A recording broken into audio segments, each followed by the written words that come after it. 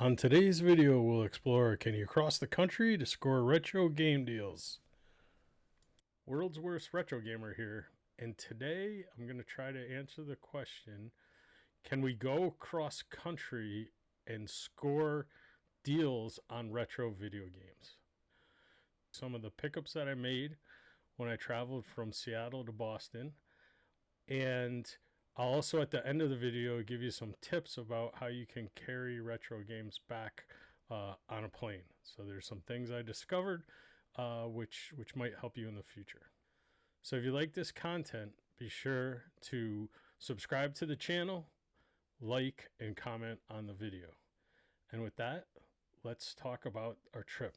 So last week I had to go cross country and I took a red eye from Seattle to Boston, and I stayed at some family's place right over the border of Massachusetts in New Hampshire. And so I wanted to look for some retro video games, and I decided that there was a couple rules I was going to follow, but I would try to do some video game pickups. I started this quest the night before I flew. I took a red eye out, and before I left, I changed Facebook to look for marketplace items in an area around where I was going to stay. So I did like 50 miles. And when I found some interesting items that were listed, I then sent messages to the people that were selling it and said, hey, I'll be around the next day. Can I get this item? And then I headed to the airport, took the red eye, landed in the morning, and then when I got to my family member's house, I kind of followed up on all of them. I asked some of them questions about, like, are the manuals included? I wanted to make sure that I kind of probed the people again so they didn't forget about the messages that I sent. Then I sat back and waited for the responses. The first person that got back to me had this original Xbox collection, and I arranged to meet them that night and went to their house.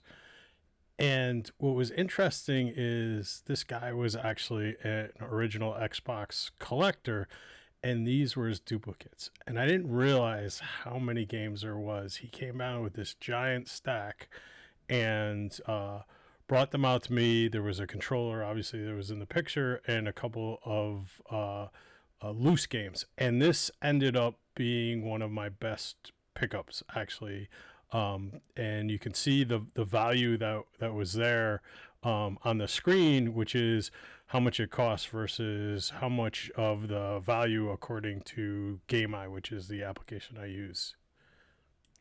Another thing about this bundle is because the guy was a collector, almost all the games were extremely clean, complete in box, and they were just in very good shape. So in the end, it ended up being a really good pickup. Here's some of the ones that I was going to keep for myself. So you see Breakdown. This is cool. Almost everything was complete. So let's see what this looks like. It's all there.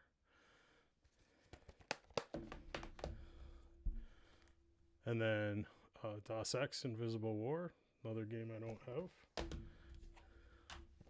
It's another good one, Mortal Kombat, Deadly Alliance. And then there was a couple X-Men video games. One was complete, one wasn't, but that's okay. Here's X-Men Legends. And then after I saw this, I decided I wanted to keep this as well, which was Pirates of the Caribbean with the free movie ticket, although I'm not sure if the movie ticket is in there. Here's a couple other related pickups that I did the same during the first day.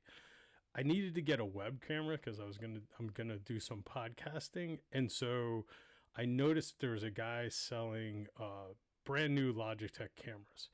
So this is what the web camera is. I'm using it right now, one of them right now to film this, and the guy had like a case of these cameras, brand new, complete in box. So so I messaged him on Facebook Marketplace in the morning, and he got back to me, and he said he had three of them. My sister wanted one when she saw it, so I was gonna buy one for myself and one for her. And he said, "Hey, do you want to buy the whole thing, like all three?" And I really wasn't gonna buy it, but I said, "Yeah, if you give me a deal on it." So I ended up getting the webcam, each of them brand new, complete in box for $20 for the two, the one for me and the one for my sister, and then the other one he threw it in for $10. So pretty good deal. That one's this one, and I'll probably sell it to someone who could use it. So next thing is when I was driving around to get the cameras, because the guy had it during the day, I ran across this interesting Goodwill, so I decided to stop in it. And the Goodwill was split in half.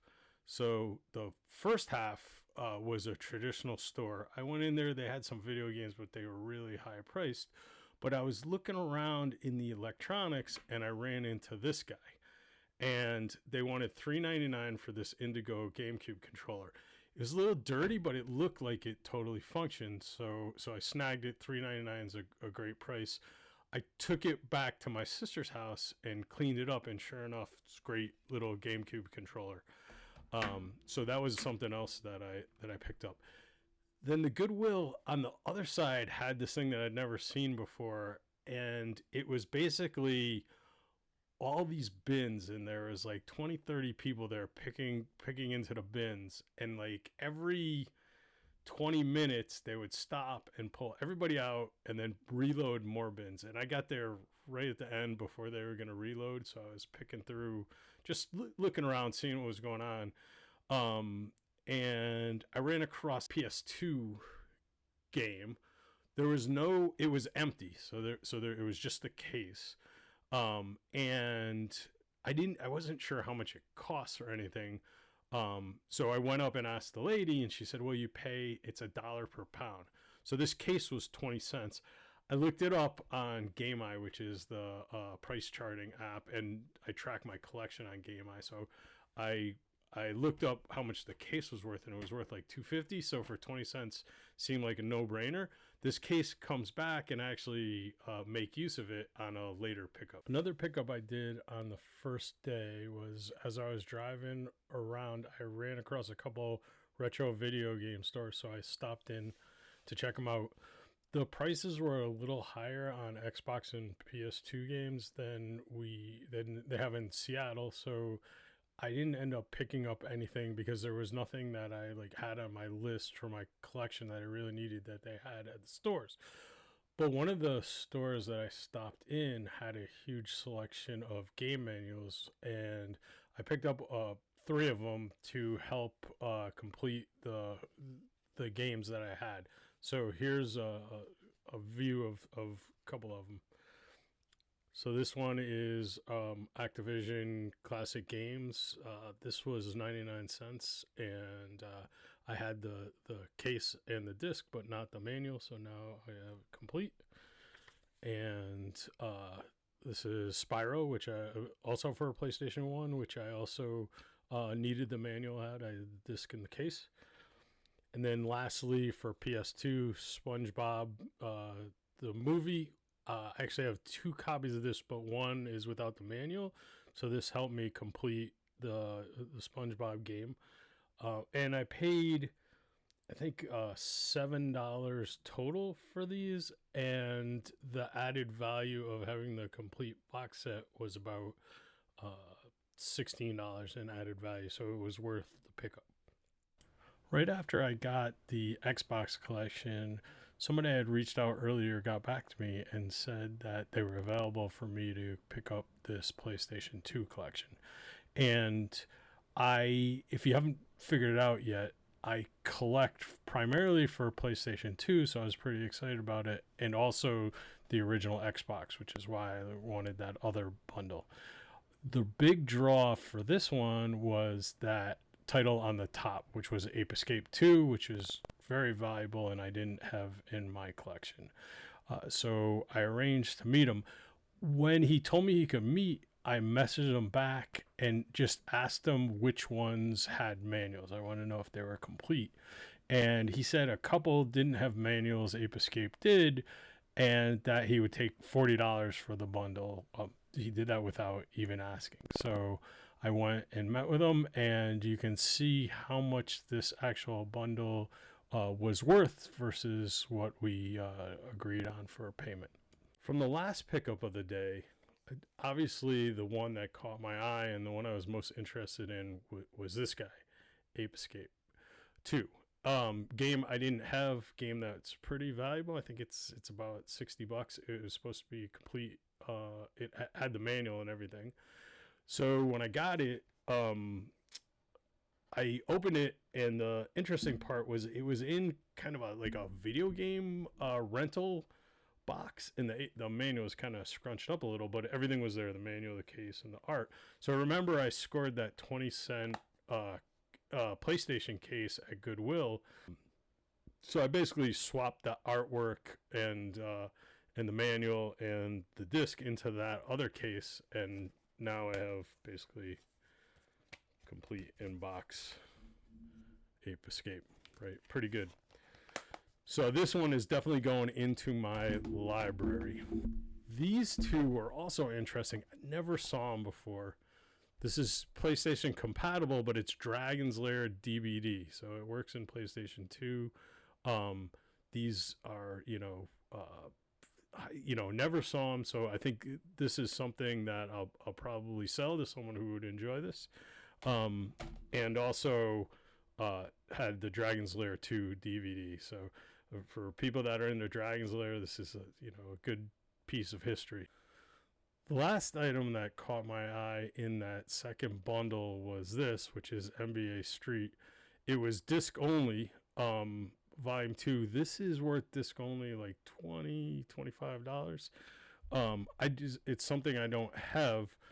The thing about it is it's a little scratched up, so I'm gonna have to see if I can recondition this and if it'll work. But for how much I paid for the bundle, this is just bonus. It's extra. It'd be great if I can get it to work. So after those two pickups, I was basically full. I had all those Xbox and PS2 games, and I didn't have that much room in my luggage or the carry-ons that I brought. But out of the blue, this guy messaged me on the last day who I'd been communicating earlier in the trip with, and he had some issues and we couldn't meet, and he said that, hey, he could catch up with me that the last day that I was visiting. And so I went to see him, and I got these 20 PS2 games for $30, which seemed like a really good deal. There was a couple in the bundle that I needed for my collection, and so I was kind of excited to get this. So in the last pickup I did, which was another PS2 bundle, had some really great games. The one that caught my eye and why I wanted the bundle originally was this Simpsons Road Rage. This is the last Simpsons game that I needed in my PS2 collection. I have all the other Simpsons games. So this, I've been looking for this for a while and for a good price. So I'm glad I was able to get this, and it's complete. Another game that caught my eye, which I hadn't seen before, is this Pac-Man game, Pac-Man World Rally.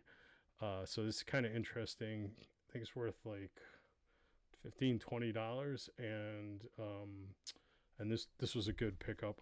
Another one that I wanted for my collection was NFL Blitz 2003. So excited I got this. This was complete. And then last one, my family loves baseball, so this Backyard Baseball is something I was looking forward to. Not the greatest condition, but hey, I mean, it was 20 games for $30. You can't go wrong, right? And this game was complete. It's a little rough. I'll probably swap out the case, but everything's there. So yeah, really happy with this pickup and the other ones. I had a great trip, and I think I did really well on my pickups. I also wanted to share with you a couple things that I learned while making this trip cross country about collecting video games and bringing them back.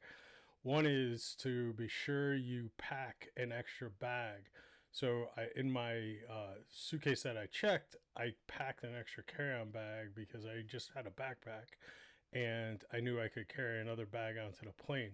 So I carried, I put this in my suitcase, and I then filled it, and on the way back, I carried it through. Now, along those lines, because I did carry on of that extra bag in the games, I had to go for extra screening. So, this is the second tip. Make sure if you're buying games and you're going to carry them on, particularly CD, DVD based games, that you allow extra time for security.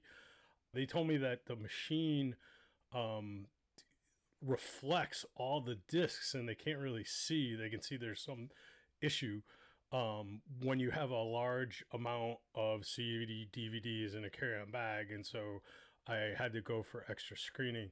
So I assume that'll happen every time. So make sure you get to the airport a little early and know that you might have extra screening if you carry a large number of games as a carry-on onto the airplane. So I think the answer to the question we set out to discuss at the beginning of this video is yes. Does it make sense to go cross country and look for video games and can you get deals? And I think the answer is yes. I saw things that I didn't see in my local area, the kinds of bundles and the offerings that they had were different than what I saw in my local area. And so I think it makes sense that when you're traveling, that you also take a little time, if you have time, to go and look for some video games. You never know what you'll come up with. If you like this video, make sure to subscribe to our channel, like the content, and put comments below on what your thoughts are on this topic. Thank you.